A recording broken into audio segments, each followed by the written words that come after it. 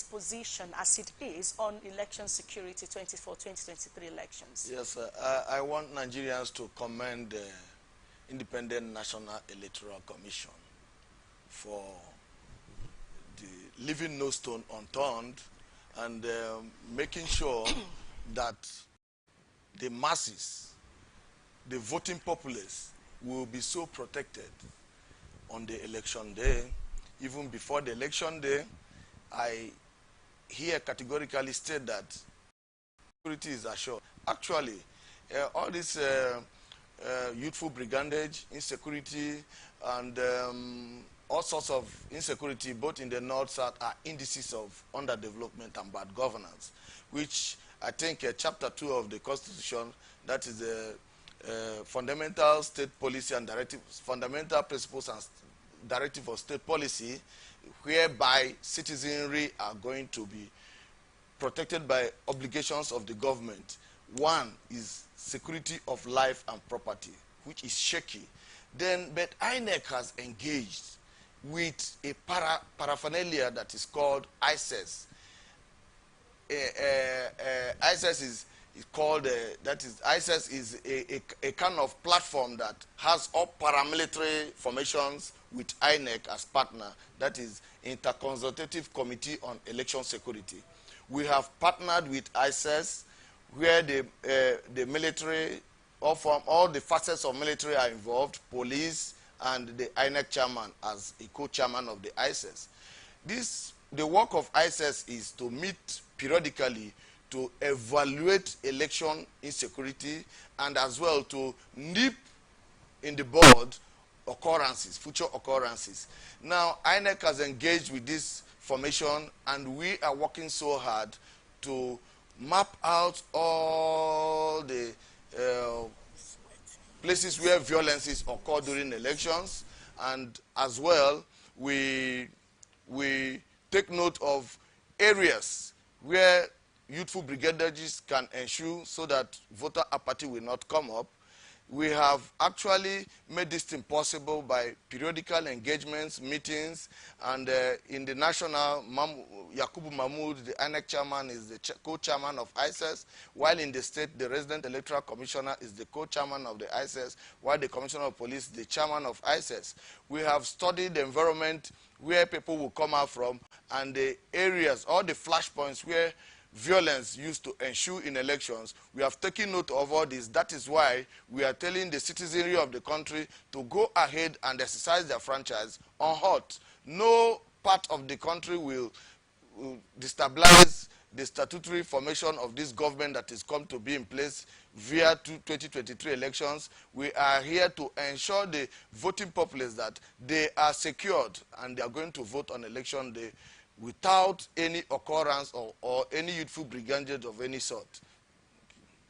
Thank you very much, Mr. Mack. But if you remember, INEC, like you said, has been doing a lot already. But in subsequent elections,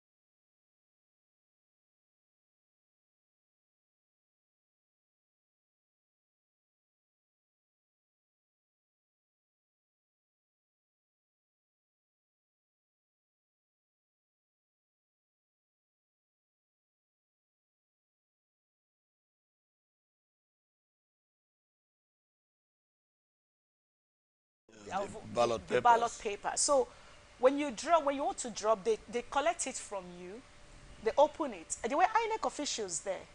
But that's not the rule. The rule is say that when you vote, you drop into the box yourself. But these guys surround the box, the ballot box. They collect it. They look at it. If it's not the candidate they want, they tear it, and they kept doing that. So it got to my turn.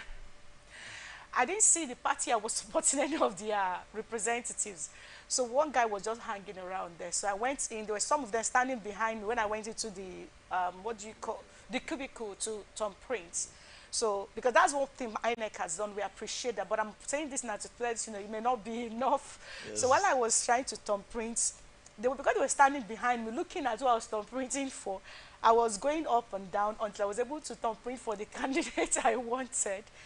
And then I had to now, when I was done, so someone was still standing there, expecting, wanting to collect. I said, no, don't worry. I know my way around these things, so I can put it myself. So I did that, and I started running like my life depended on it. So the guy that was standing started running after me because he actually took one of it. I didn't mind. I was just running as far as my leg could carry me. So he was running after me. I thought he was chasing after me because I voted for the road, maybe to harm me. Fortunately for me, he's actually a member, a representative of the party I was supporting. So he said, don't worry, no run, no run. No worry, I'm not going to hold you. And I'll stop you. When he pulled out his party card and showed me that he was a member of that party. Now, that is how scared. Now, this is my experience. And I can bet you that there are several Nigerians who also have some of this experience. Some people don't even travel when it comes to elections because of this. So what is INEC going to do with Yes, I want to let you know the measures we have put in place. Okay. We started by having voters' access, increasing the voters' access to polling units.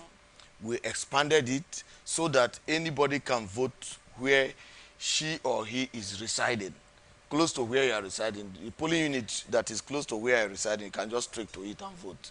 We started by having a threshold of 750 per unit. After that, we create another polling unit. These thresholds were voting points before. We've now carved them to polling, and we did this without recourse to any political stakeholder. We did it without recourse to any big men or godfathers in the community, because we know if we start to liaise with political party stakeholders, there will be a problem. In 1996, that was when they created polling units last, and it was a problem among political juggernauts in the country. Now we did it without recourse to any of them. We used the GeoMap electronic device and created these polling units. Okay. We made sure we allocated polling units to close to where people are residing, so that they will not trek a very long distance to go and cast their vote. That is number one security they have, to get close to where you are residing and vote, so that if there is anything happening, people in your environment will know the person. We've engaged with traditional stools so that they will now sensitize their native populace about the aftermath of having security, about the aftermath of having people that will propel insecurity or propel violence during the election. We've been sensitizing widely. We've engaged the traditional stools and the youths. And we've let the youths know that they can make use of their time meaningfully than using it negatively. So they are now becoming aware of what is happening in the country. I can use Osun election to let you know that they are now fully aware of the polity of the country, and they know that their PVC counts, and they know that they need to change the governance if they want with their PVC. So that is where we are now. We have sensitized widely. We have created polling units to be closer to, even to people living with disability, even to aged people, so that they cannot trek, because they are the marginalized group. The women, the aged people, and the youths. They are the marginalized group, because the juggernauts, they do not care. They are taking care of themselves at their level. So when they get in there, because of the vote buying, because what you just mentioned now is an implied vote buying. Undue influence is an implied vote buying. Because if you can be couched to voting where you are not supposed to vote, where your mind is not telling you to vote, it's an undue influence, and it's vote buying impliedly. Then Section 22, 23 of the Electoral Act is pinning the gladiators, the people that can make this to thrive, to a corner. they have made a provision of 500,000 naira if you are caught, or imprisonment for 2 years, or both, by the court of competent jurisdiction. They will imprison any offender of such act. You understand? By the proviso of section 22 and 23 of the Electoral Act of 2022. The greatest thing that has happened to Nigeria is the signing of the Electoral Act 2022 by Muhammad Buhari, the president of Nigeria. Because there are measures of transparency, measures of level playing ground by political parties. That's why section 84 sub 12 of the Electoral Act was a kind of tug of war to leave it to be in the Electoral Act or not. There were some avalanche of court cases, plethora of cases that they needed to shoot it off the Electoral Act, you know. But Nigerians kicked against it. And the court of law, anyway, ruled against it, that section 84(12) of the Electoral Act. This is the place that stipulates that every contestant that is an employee of the government must resign. Okay, just before we get to Adija, I'll come back That is to showcase quickly. transparency, and by so doing, they will give other contestants level playing ground to operate. Because by then, they will not be having that position to push or pose an undue influence to people. You understand? Or to impose a candidate by force. Posture of a candidate by force. Just before we let you go on this, Mr. Mark, I'll come to you quickly. You made mention that there is a different mapping for voting centers, different from what we had prior to this time. Yes. So now, let's say I registered in polling unit 7, and that takes me about 20 minutes to by formal voting point. Are you saying that now INEC has made it easy that between 1 minute and 5 minutes, I can have a voting point, and it doesn't matter where my card, where I register, because that's what you used to tell us, that we have to go to where we're registered to vote. Yes. Since the inception of this second voter registration exercise by June last year, we have been allotting the registrants, the new registrants, to those new polling units. We will ask you, where are you residing, and where we will check it. The IVED machine has the configuration of all polling units in Nigeria. And when you come, we click to our website, or you can do it with Android phone, or you can use the IVED machine to do it. This is called INEC Voter Enrollment Device. We will check where you are residing and allot you into a polling unit close to where you are residing, so that you will not even trek up to 30 minutes to get to polling unit. And if you get there, the ease of expansion of voters' access to polling is to even ease the administration of the election day. So what about those who are already registered? Yes, you can transfer. Okay, there's still window to transfer now. You can transfer now. That is what we've been doing. We have been allotting people to where that is close to their houses. All right. The polling unit that is close to their houses, so that they can vote comfortably and come out.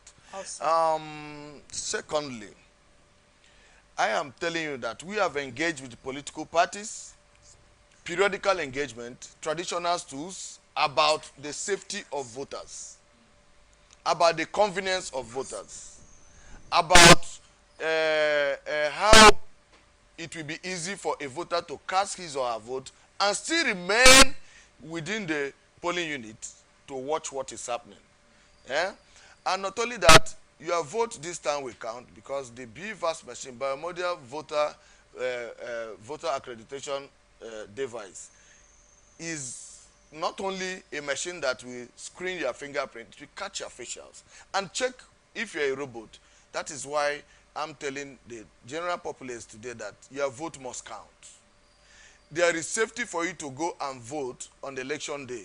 No, the police, the army, and all security paraphernalia in the country will protect you. We have stationed them close to all polling units, where we are conducting election on the 25th and 25th of February and 11th of March 2023. There will be stationed security in all polling units, collection centers, everywhere, so that no registrant now would fear. As you are registering to vote, you know that you will go on election day and vote without anybody molesting you, without anybody harassing you. Or what you will resist is vote buying. when they come to you to collect money, do not collect the money because you will equally be arrested. INEC has partnered with EFCC to checkmate all these things. And we have as well prohibited usage of camera or any type of phone to the polling unit where you cast your vote, because some people go there to snap and go to show the political stakeholders that you have voted so place so that you collect money. This thing played out in Osun election of last 2 weeks or last week, where people collected the money and still voted what they wanted to vote, where they wanted to vote. So I'm applauding Nigerians for listening to our cry that you should vote where you want to vote without minding any influence, undue influence, or vote buying, or any push from a juggernaut for you to vote where your mind is not telling you to vote.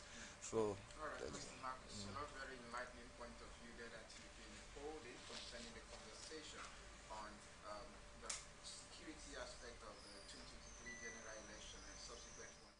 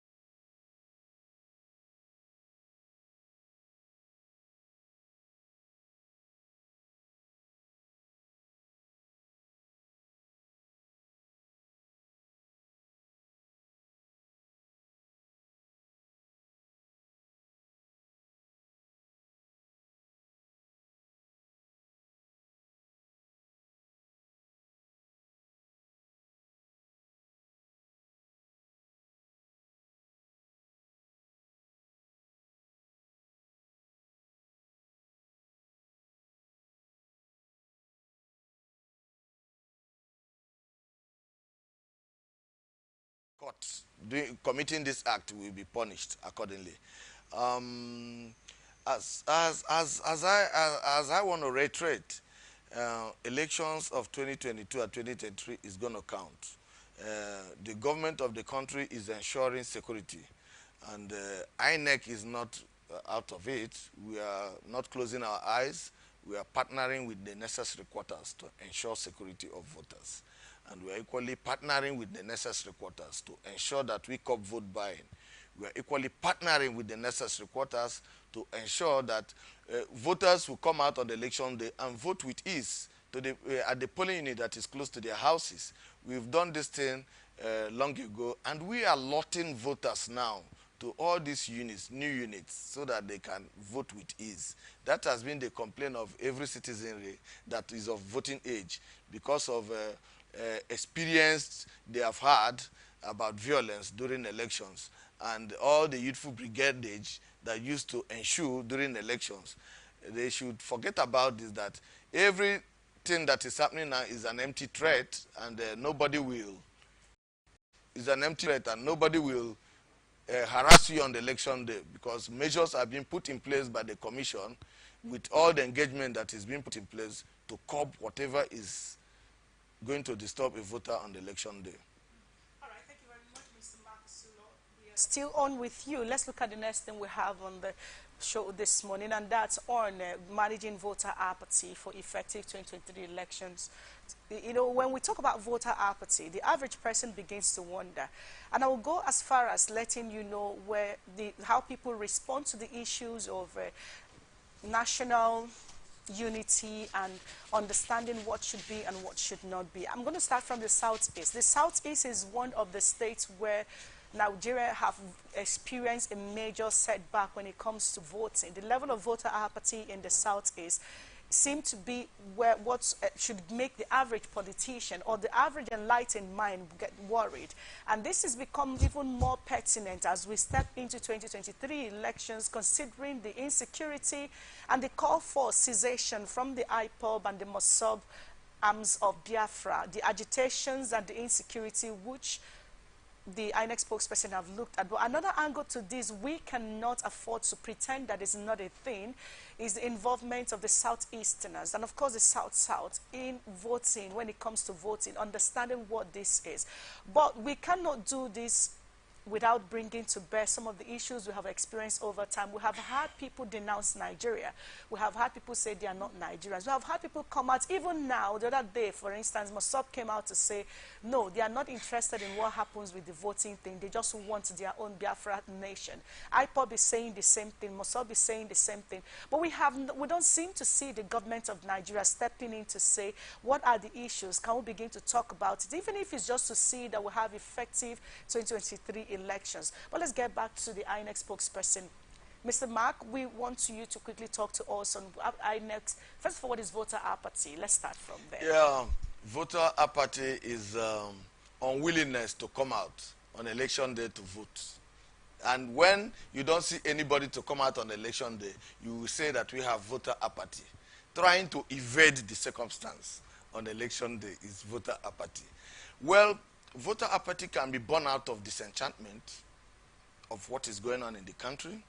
Voter apathy can be born out of non-reliance or trust into the process of electing people that will be in governance. But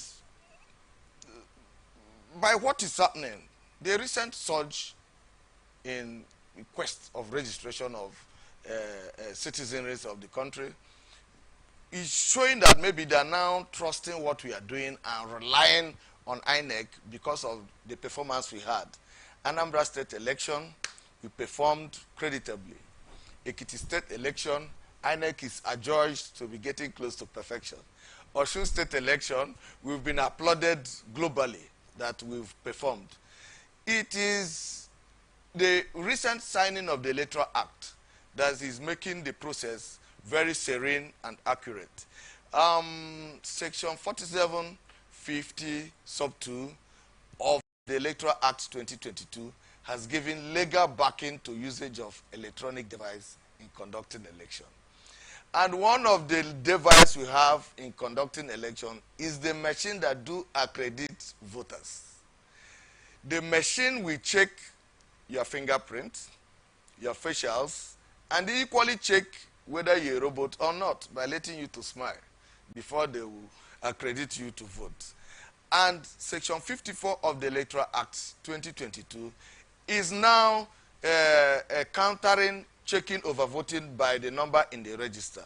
Overvoting now is being checked by the number accredited on the election day. So there is no way you can use incident form to start thumbprinting on the ballot papers to complete the number in the register or agreeing with agents of a political party to share the ballots that is remaining where people have ceased to vote because people are no more coming out to cast their vote. That overvoting of that overvoting that is being checked by the number registered is encapsulated in Section 54 of the Electoral Act 2022. That is why I'm saying that Nigerians should congratulate Muhammad Buhari and the National Assembly for the process they have made, the progress they have made, and the process that they underwent to make this Electoral Act of 2022 to become a legal document and the law guiding the election process in Nigeria. Interesting. So, Mr. Mark, you would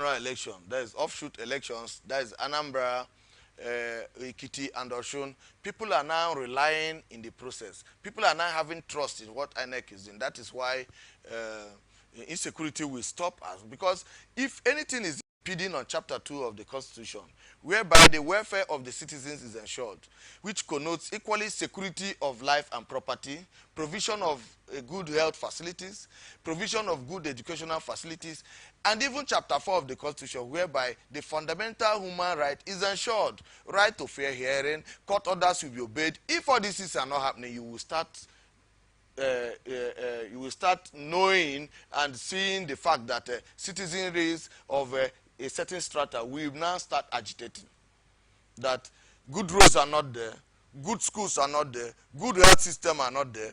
Then what are they for? They will be voting for people to be in governance while they are not receiving the dividend of the democracy. That is why you can see some agitations coming up from southeast, insurgencies in the south, in the northeast, and some other vices like kidnapping and criminality of all sorts. So I am saying that INEC is now trying to strengthen the polity and nurture this nascent democracy by making sure that your vote will count. And if your vote counts, which means that good leaders will be elected. And the governance of the country will come to a very high stage because people will start being happy and all these vices will stop. Let's go to the grassroots voting campaign. I know that INEC have materials in the news. INEC have in the mainstream media, for instance, and social media maybe, where they are talking about raising awareness and vote buying and all that. But let's go to the grassroots because that's where elections actually take place. So when we talk about grassroots, we're looking at the number of participation. A lot of people may have their PVC. We could see the millions that INEC has encouraged to be part of the process. They are registering. Some of the opinion is the OB effects.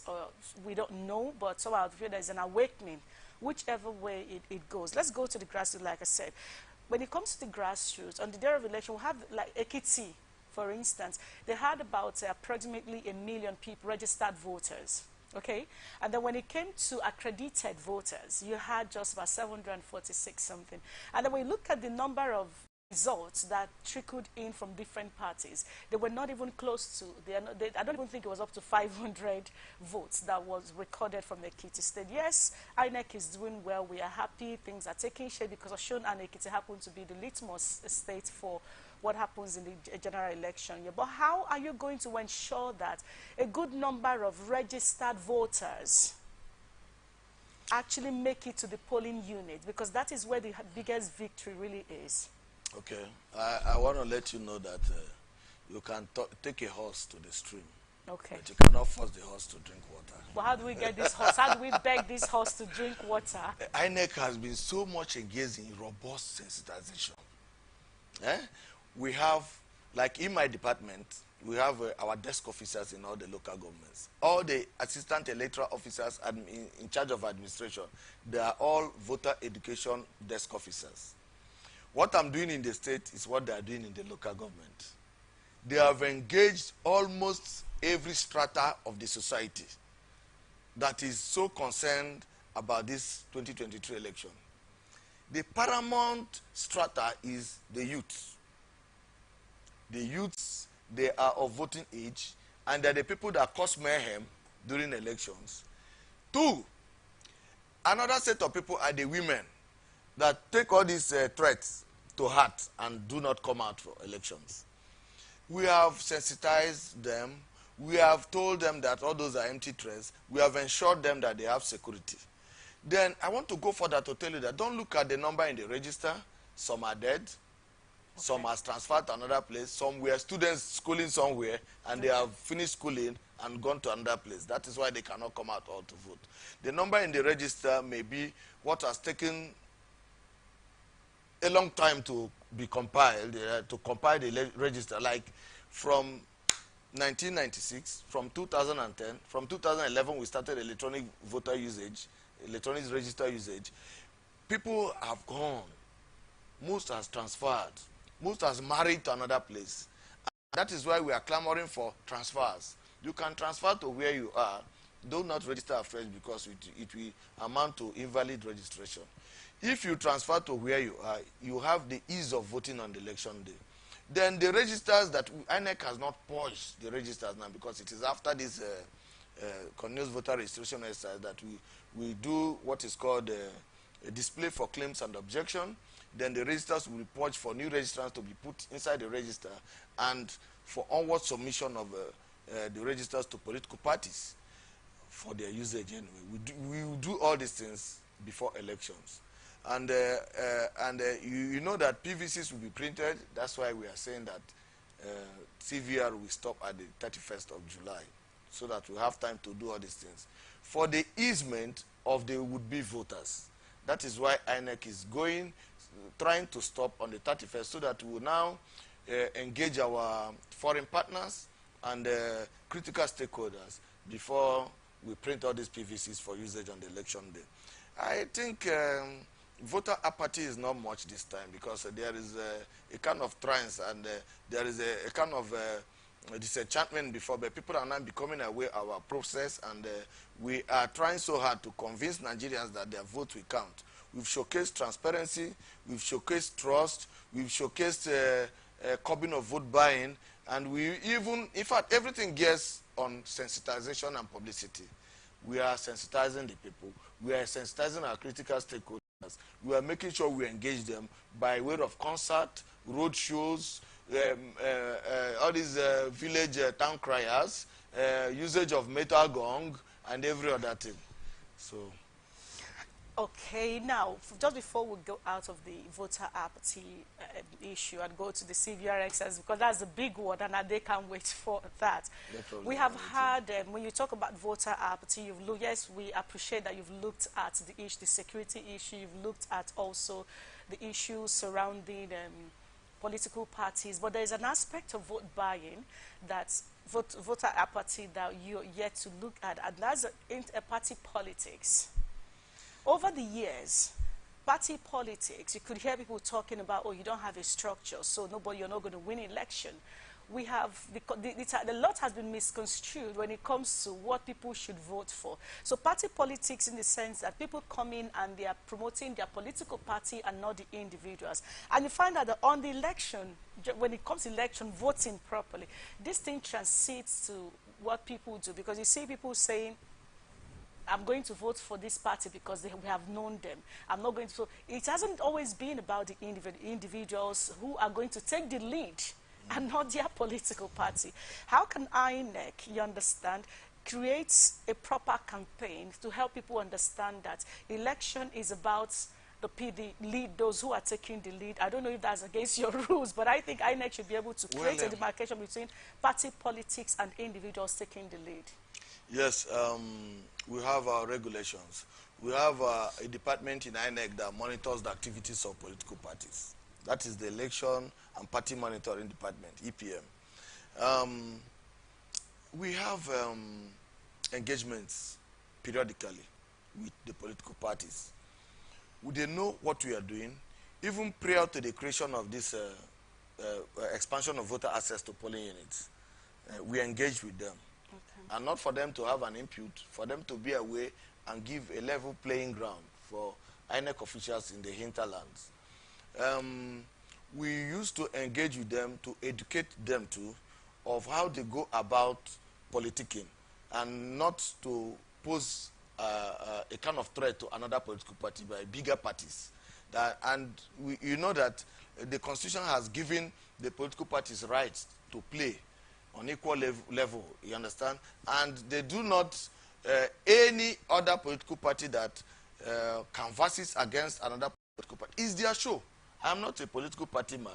I'm an INEC member. There is an umpire on the election day. So I don't know how to go about discussing the political modus operandi, about somebody not having structure or structure. It is the vote, the number of votes that the person got will show whether he has a structure or not. Structure is not built by blocks or formed in schools. It is the wish of the masses that is sacrosanct that we play on the election day. If they're saying the particular candidate do not have structure, why are they talking about a particular candidate all the time? Whereas the particular candidate is not talking about any other person. So structure will play on its own. All right. Thank you very much. Structure will play on its own. That's a good And way by to this wrap recent that. surge of registration, you will know who has structure or not. All right, and then INEC has given the platform, left the platform open. Now let's quickly look at something very pertinent, and that's CVR exercise. This is one of the biggest issues in Nigerian news right now, and of course, 31st July is almost here. Now, database and issues of credibility going into 2023 elections has become a paramount issue in the conversation. That's because without credibility, without people trusting the process. A case in question is the 2019 election between Atiku Abubakar and Muhammadu Buhari, where INEC said they don't have a database. You know, without a database, how are you able to, you know, they don't have a server, no, not a database. INEC said they don't have a server. And now suddenly we are going into 23 elections, and this is going to be millions of Nigerians, about 29 states, if I'm not mistaken, that will be going into the general elections. How is INEC going to ensure that their credibility will not be put to question, like we experienced in 2019, where the Atiku Abubakar camp came out with documents showing that they printed this from INEC server, this is what is going on, and INEC saying, we don't have a server. And now there is electronic voting. Is INEC going to have a server? That's a big question in the mind of the average Nigerian. If INEC is going to have a server, how are they going to prove to us that the political bigwigs, those who are in the corridors of power, the ruling party, for instance, will not use their ultimate veto power to ensure that they manipulate the system, and we'll begin to hear no server. Our server broke down. Oh, they hacked into our pay. So we're bringing this back to you now, Mr. Usulo, to say the issue of database and issues of credibility going into 23 election is a very, very important exercise. The CVR is ending by 31st of this month. A lot of Nigerians have clamored against that, Sarah particularly, and other Nigerians. However, INEC is saying, INEC is pleading for us to understand with you that you didn't anticipate that this was going to happen this way. And we seem to be agreeing to understand with your appeal. But now we have an issue, and that's issue of the comprehensive database and credibility. How are we going to ensure that we don't have a server, or they hacked into our accounts when it comes to 2023 February and beyond? I will start by asking you a question too. I don't know if I'm going to answer what ask. Is a server not an electronic device? Supposedly. Okay. If we had been using servers, are we acting within the law or not? We wouldn't know. We thought it was within the law to tell us what is in your server. I have just told you that the Electoral Act of 2022, signed by the President of the country, has given legal backing to electronic devices. I can comfortably speak now that INEC has a server, because the law backing our usage of electronic device is section 47 and 50 sub 2 of the Electoral Act. I can comfortably tell you that we have a database where we store the number of people registered, and we have a server where we will use and store election results. We have been empowered to transmit election results to different quarters. That is from local government, from polling unit to wards, from wards to local government, from local government to the state, from state to the national. Which means if we have the legal power to use this electronic device, I can comfortably tell you that where the result will be stored is called a server. Where the names of those registered are stored is called database. And we have centralized database nationally that we can use to screen those that have been registered. That is called using our ABIS, what is called Automated Biometric Information System.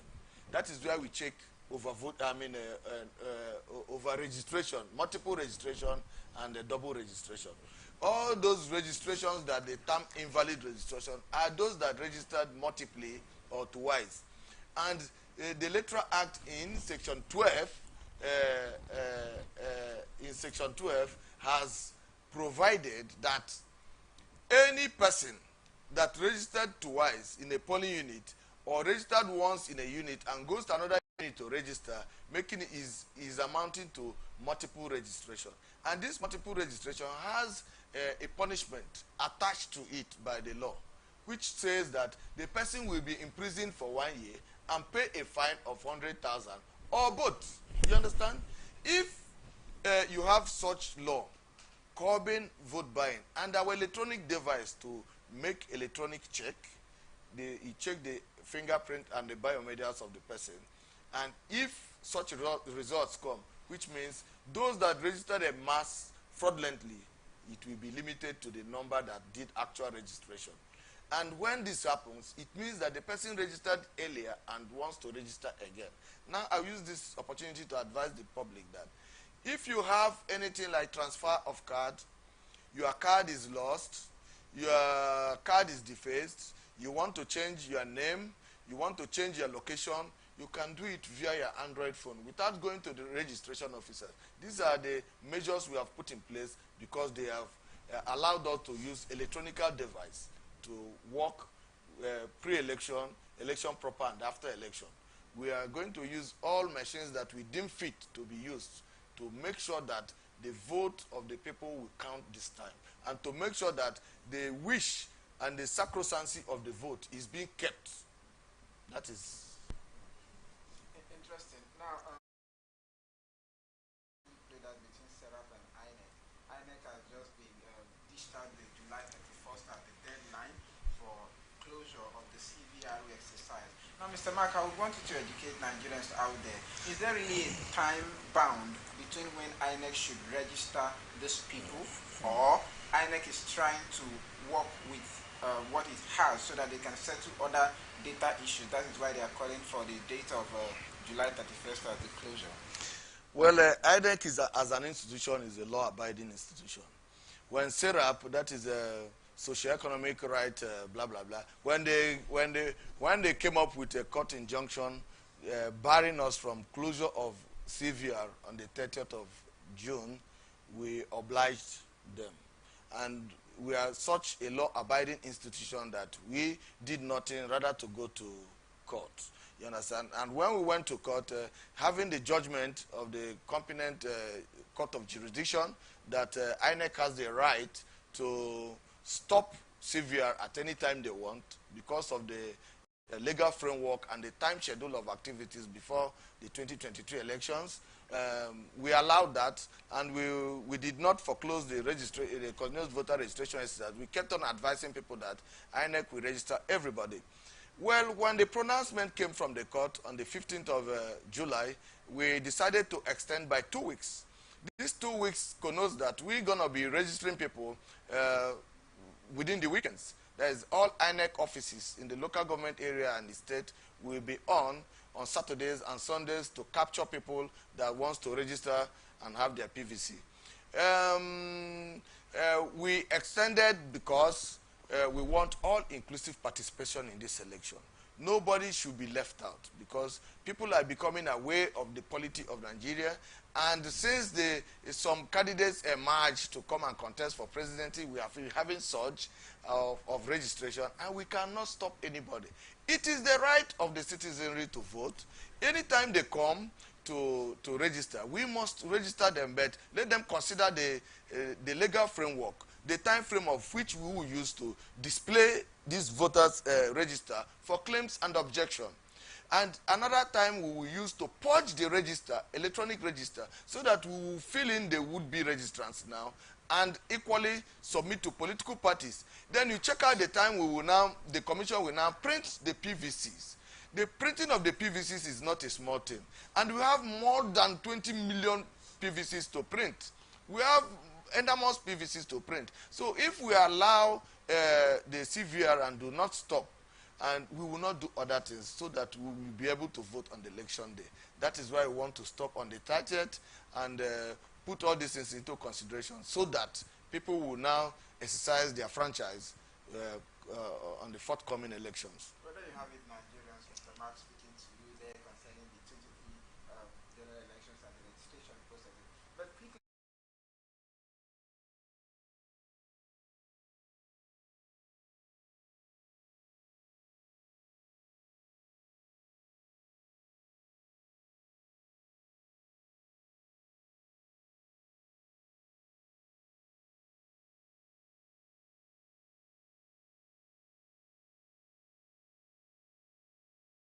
Full registration.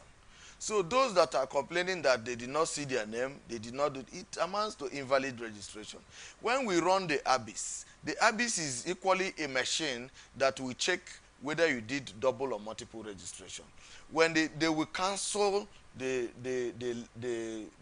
registration you did and leave the later one, the first one you did. So those that are falling into this trap, I will advise them to go and check if there are still voters in their respective polling units by clicking to our website, voter.inecnigeria.org. voter.inecnigeria.org. When you check your status as a voter, you know whether you are still a voter. You can go ahead to meet our registration officers at different locations of registration in local governments and in the wards as the IVED machines moves from community to community. You meet them and tell them that you registered before and you did not know, and you went and did another registration. They will now ask you the name you used in that registration. They will now ask you the date of birth you used in that registration and pop up your particulars. When they pop up your particulars, they will now enlist you into those that will have their PVCs. If you have lost PVC and if you have defaced PVC, it will all be done within this avenue. Now, for you to be an invalid, to have an invalid registration, it means that the machine has rejected you because you did double registration. And in the hinterland where there is no network, because this was a part of the teaching problems we had when we devolved to registration areas and wards, we found out that in most areas we go to, we do not have network, and it was affecting the IVED. The IVED is called the INEC voter enrollment device. We now laid a complaint to the national, and they came together technically and brought what is called offline IVED machines that can work in the hinterland where there is no network. So even if you vote there, even if you register there and register multiple, when we run it in the database using the ABIS, it will still cancel the multiple registration and leave the first one you did. That is how it operates. All right, just before we go out of this, because there are other national issues that may affect the 2023 elections that we would like you to look at. But still on the CVR exercise, one of the issues that SERAP and most Nigerians have argued is that you called it continuous voter registration. Agreed, yes, you have appealed for us to understand your situation. While we agree to understand, so we can move on, INEC is ours, we are INEC. While we agree on that, going forward, are we going to have a continuous voter registration, or is it going to stop at a point and then we'll go back to where we are in 2022 when it comes to the CVR exercise? Because the issues raised by SERAP and other organizations are quite valid.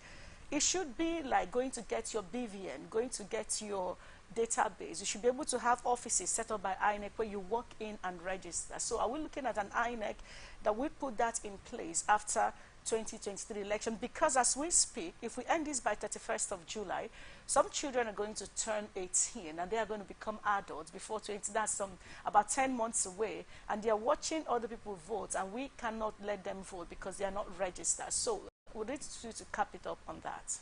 Okay, how would the public feel if you register and do not have your PVC to vote?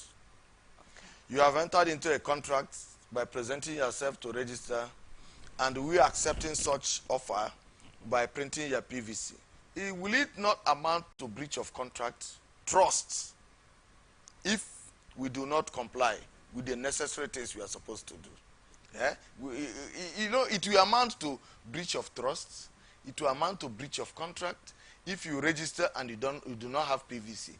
That is why I am saying that the Commission wants to stop this continuous voter registration exercise to be able to equally print your permanent voter's card.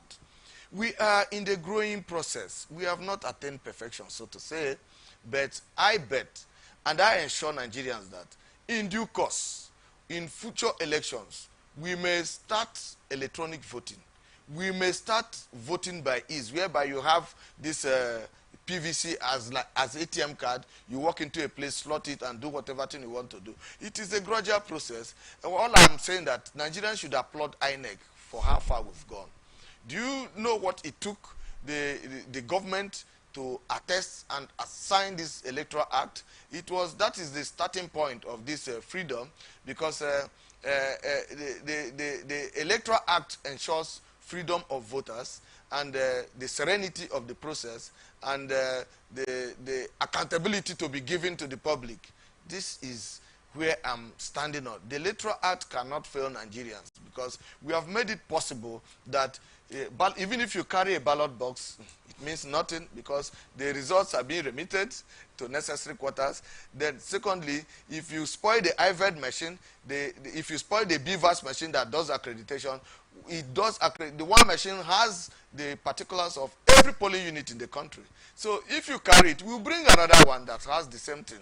And equally, our database has the result of those accredited, and there is no way you can commit electoral fraud with all these machines that have been put in place. All right, thank you so much, Mr. Marcus Sulo. But like we said, there are issues that are going on in Nigeria. ASU strike, for instance, and other issues, one way or the other. These are issues that are going to make or mar the elections. If the young people who are supposed to be in school and they are kept at home for this long and the government refuses to do the needful, what is going to be their future? How are they going to believe in the system? How are they not going to be used as a devil's workshop, like we say, to disrupt the process, whether from registration and other activities of INEC? Because the youths are usually young and vibrant and ready to do the needful, whether good or bad. But while we are looking out to that, we could take a short break. When we come back, we're going straight to look at the issues making the round in the nation that may make or mar the 2023 election. We'll still have Mr. Marcus Sulo and our very own Adejumo Adekunle on the show, and we'll be right back. Meet the people making the difference in our time on ATN Icons. Here, we present you legends celebrated for their heroism in different fields and serve as role models today. ATN Icons, showing every Sunday 8 p.m. to 9 p.m. on Atlantic Television Network, StarTimes DTH channel 194, ATN Live on Google App Store, Facebook Atlantic Television Network, YouTube Atlantic Television Network, Instagram Atlantic TV Network, Twitter Atlantic TV Net. For sponsorship 0810-634-1777. ATN Icons, celebrating the giants of our time. From the line across the ocean to the land beyond the mountains, through the Sahara, we bring on-spot news, live analysis, expert discussions on trending stories in politics, business, social economy, sports, and documentaries. So catch all the updates on the happenings around the globe. Stay focused on the fact today. Only on ATN.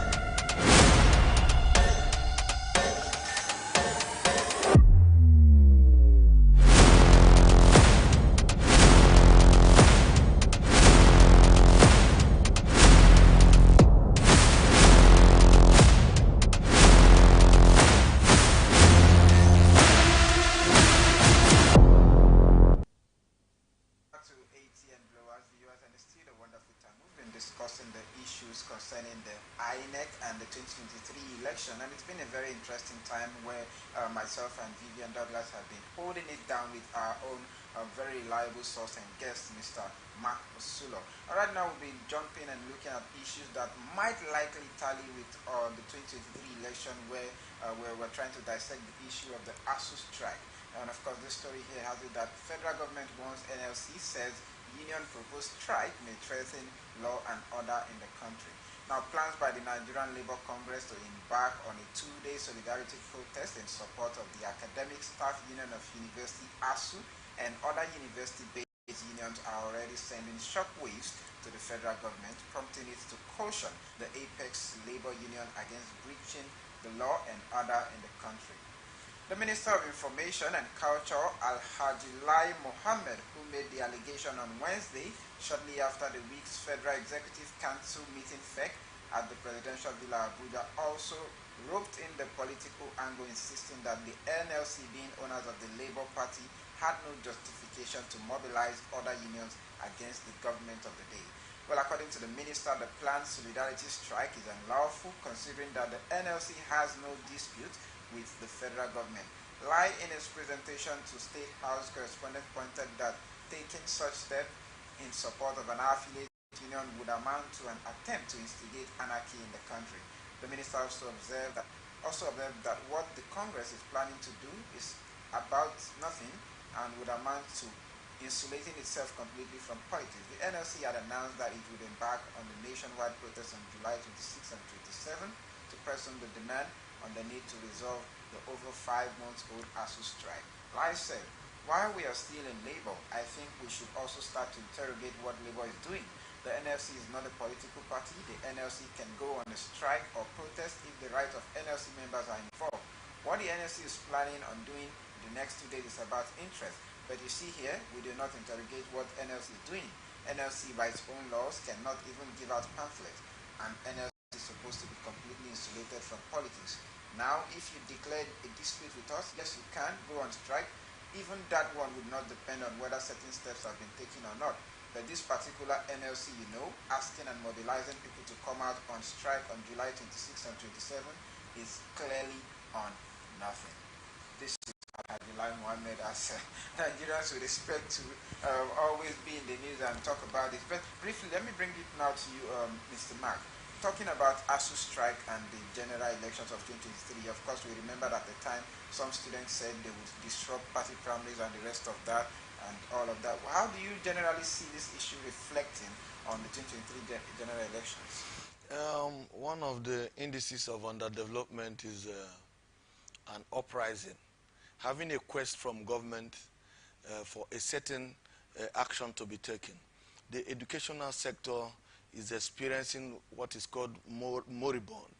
We are having a setback in the education sector, and the people that are geared towards managing that, I think, is the organization that is called ASU. This is a union bringing the workers, academic workers of universities together in the country. They have been having a kind of disenchantment into how is it the salary pattern and the development of infrastructures in the school. This is going a long way to tell you that Chapter 2 of the Constitution is not working. That is the fundamental principles and directives of state policy. This is where amenities are being provided for the citizenry of the country. This is where good educational quality and facility is being provided to citizenry of the country. This is where security of life and property is ensured. This is where housing is given to the masses on a low grade, on a low rent. This is where roads are being done. This is where the citizens rely on government obligatory services to be performed. If these things are not happening, that is, we have bad governance. And I cannot say it is bad governance per se, because I don't know what the federal government is thinking for the union, the ASU. And I think the Commander-in-Chief of the Armed Forces, Muhammad Buhari, has given the Minister of Education 2 weeks to settle whatever thing is the problem. Let's watch and let the 2 weeks elapse so that we know what the government has in place for the ASU. And it is a right of any union to support and join the crusade of the ASU because what they are clamoring for is an improvement in their welfare. It is not a bad thing. And if it is left unchecked and if uproar ensures, I think it may affect what INEC is doing to ensure a very good conduct of election of 2023. An election that will be credible, election that will be free and fair and acceptable.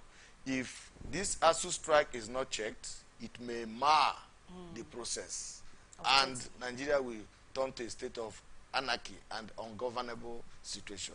Correct. I'm glad you used the word anarchy, because when the Minister of Labour, Chris Ngige, and of course his counterpart begin to, and Lai Mohammed, begin to sound like, why is questioning why is ASU, why is NLC? NLC, who are they? Nigerian Labour Congress. Labour Congress. ASU is the federal government's body under the federal government's universities, and you're questioning why NLC, because these are issues.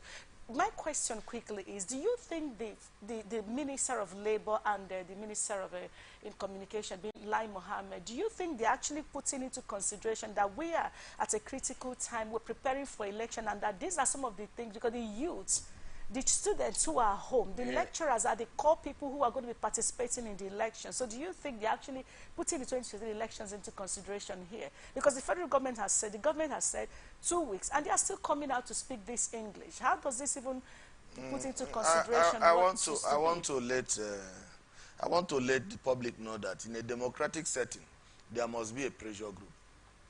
These bodies comes like checks and balances into arbitrary actions. And when nonchalancy is coming from high quarters, and when it is coming from expected quarter of comfort, whereby the public can be asked to not to worry, the public can be pampered, not to worry that the good thing will be done. If such pronouncement is coming from such a highly placed person that the ASU should not be political. Every human being is a political animal. The effect of governance is what they are clamoring for. Is hard on citizenry of the state. That is why ASU is saying, improve our welfare so that we can let the students, people have been in their different homes, not schooling. Students have been in their different homes, not schooling for over some few months now, and the government is coming with hard voice.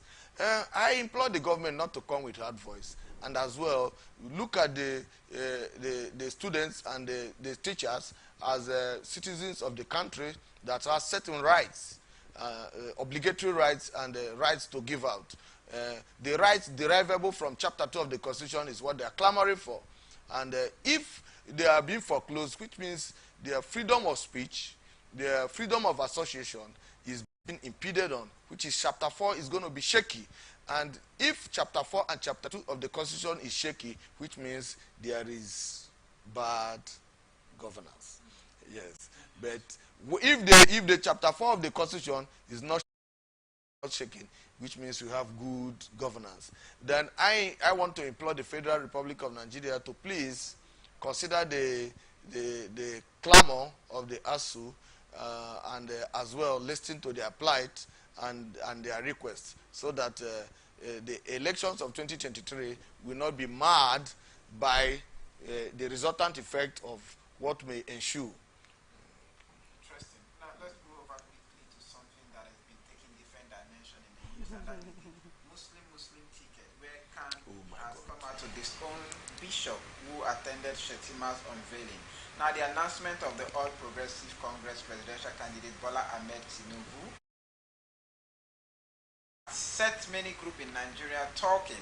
Earlier, the Christian Association of Nigeria had kicked against the same-faith ticket for the #1 seat in Nigeria, describing it as injustice in a secular state like Nigeria. The Christian body said, though Bola Tinubu, who is the presidential candidate of the APC, has the freedom to hire mechanics and other artisans and sew clerical garments for them, that effort would only add to their many robes, but would not change the need for fairness and justice. The people who saw at the unveiling of Shetima paraded as bishop are people who did not have enough time to learn how to wear bishop garments. Take a closer look at the photo and you'll see another Nollywood movie. Khan wonders why the desperation. First, a story was out claiming to have come from the chairman of Kan Borno State, only to be refuted. Secondly, there was another lie that Bat, being Bola Ahmed Tinubu, and his running mate were on their way to meet Kan president one night, a meeting that was not true and was not a night that the Kan president was in Alabama attending Baptist World Alliance Conference, of which he is the vice president. Another desperation story was that they met Papa Adeboye, which is the RCCG head, later refuted. If Christians are not important, why the desperation? And these are the questions that have been asked. Now, Bat hire, this statement continues to say, Bat hire mechanics and other artisans and sew clerical garments for them. this is very interesting. Ade, sorry, let's get to do this quickly. We need to wrap up the show. I want to play Kan right now.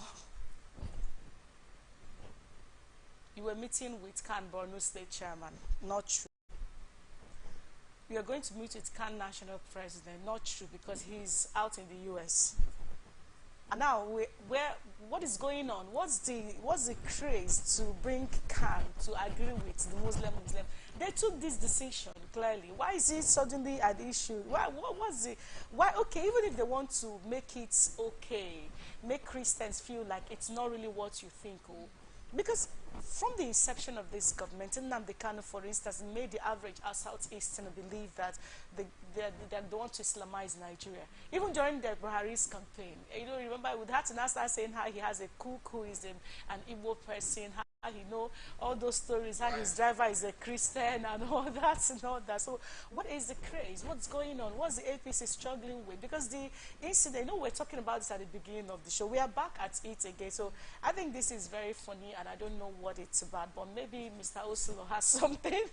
I hope you find it funny, honestly. No, yes, from the background I'm coming from, I may not be having much, but I want to let you know that it is the right of any presidential candidate to choose a running mate. Then whether he chooses a running mate that is making the general public or the citizenry of the country to feel jittery about the angle they are coming from as Muslim ticket, it is their own understanding of how they want to rule the country. There are other political parties that had chosen Christians, and there are other political parties that has chosen Muslims, Muslim Christian and Muslim Christian. The voters have the right and the freedom to choose which party they want to vote. And I cannot stay here and tell you that Party A has done it right or Party B has done it right. I will only watch to see the aftermath of 25th February 2023 and 11th March 2023. We will still come back to this studio to digest the aftermath of the election and know how it's going to be. So I don't want to talk much about it, but if APC has chosen Muslim ticket, there are other parties that have chosen Christian Muslim ticket. I implore Nigerians to shine your eyes, open your eyes, and vote wisely. That is what I offer. So your own is just the vote. Yes.